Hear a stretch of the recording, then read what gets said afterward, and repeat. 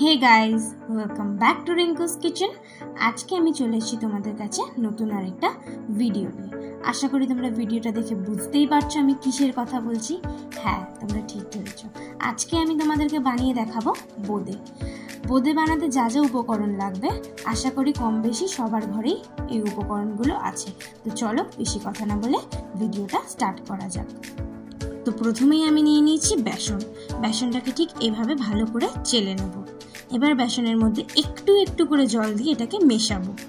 একসাথে জল দিয়ে মেশালে কিন্তু হবে না, এরকম একটু একটু করে জল দিয়ে মেশাবো। তারপর এর মধ্যে দিয়ে দেবো বেকিং পাউডার। তোমরা পরিমাণটা দেখতেই পাচ্ছ কতটা দিয়েছি। এবার বেকিং পাউডারটা ভালো করে মিশিয়ে মিনিমাম আধ ঘন্টার জন্য আমরা এটাকে ঢেকে রেখে দেবো। আধ ঘন্টা পর কিন্তু আমরা বেসনটাকে দুটো বাটিতে ভাগ করে নিয়েছি। একটাতে দিয়ে দিচ্ছি লাল রং আর আরেকটাতে দিয়ে দেবো হলুদ রং। কালারটা কিন্তু একদমই অপশনাল, তোমরা চাইলে কালার নাও ব্যবহার করতে পারো। এই বাটিতে মিশিয়ে নিচ্ছি হলুদ রং। হলুদ রংটা তোমরা চাইলে নাও দিতে পারো, কারণ বেসনের কালারই হলুদ।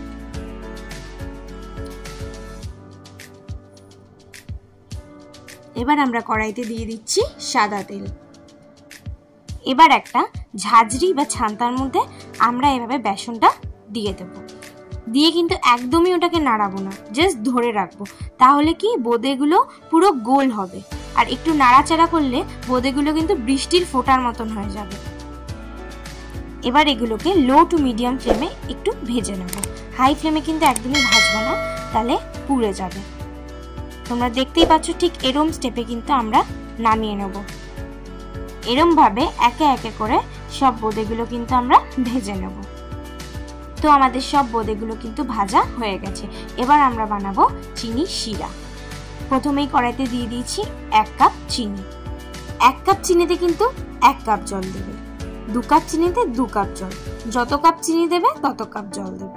তারপর আমি দিয়ে দিচ্ছি থেতো করা এলাচ, দিয়ে এটাকে ভালো করে মিশিয়ে নিচ্ছি।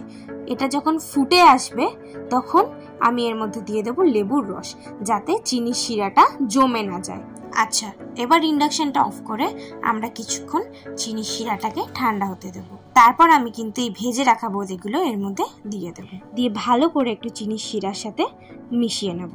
দিয়ে আমরা এটাকে মিনিমাম 1 ঘন্টার জন্য ঢেকে রেখে দেবো, যাতে এই বোঁদেগুলোর মধ্যে চিনির শিরাটা ভালোভাবে ঢুকে যায়।